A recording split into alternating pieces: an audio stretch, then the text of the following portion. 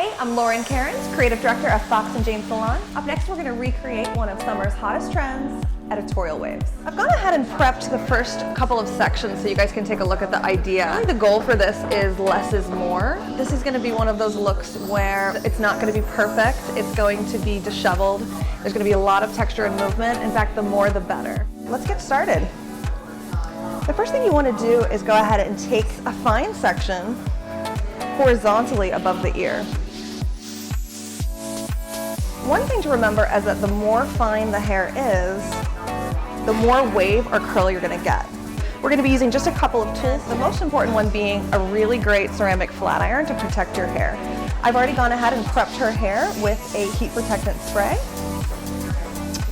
And you're going to just start taking your flat iron, lifting up, and creating a wave facing in towards the face. Once that cools just a little bit, hold on to it. Your next wave section will actually roll away from the face. The goal is that you're going to start to create this S shape. The next section, we're just going to keep copycatting. We're going to be rolling in towards the face. And then as we get towards these beautiful wispy ends, we just want to kind of go straight. One of the key looks in fashion right now is that the ends of the hair aren't as waved as the mid-shaft and the top. Taking our next section, again, a fine section horizontally across the head. Pretty fine, you can see, you could almost read a book through that. Section the hair out of your face. We love a clean workspace. And make sure you're setting everything aside. And once again, taking your flat iron, lifting.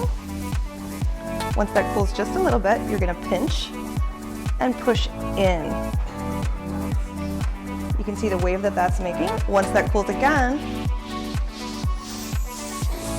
following that pattern. And on this one, I'm going to just flip it out just a little bit to create a little bit of a varying texture here on the ends. Now, a couple of products that I love for application like this are a texture spray or a salt spray. You want something that's going to help the hair to feel a little bit rough and not too silky to help the overall look. The flat iron kind of looks like this in one direction, and then we're going to roll away in the other direction. Rolling in towards the face, letting it cool, rolling away,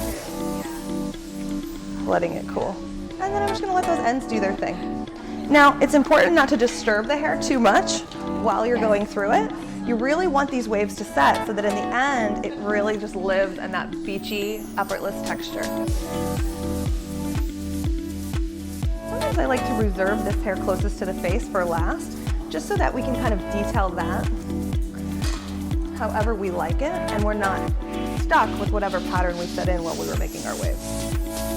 A great way to start this is by just doing whatever part you're most comfortable with and follow the pattern up the head until you hit your part. If you feel like your hair is a little too silky, about midway through you can reapply a little bit more of your texture spray to your whole section.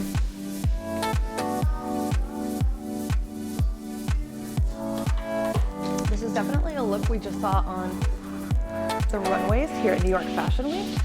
Hairstyling 2016 definitely has a finished and unfinished look at the same time. It's not totally effortless, but we shouldn't look overdone either. Lifting and rolling back, away. And on this end, I like what her ends there are doing, so I'm just gonna let it hang.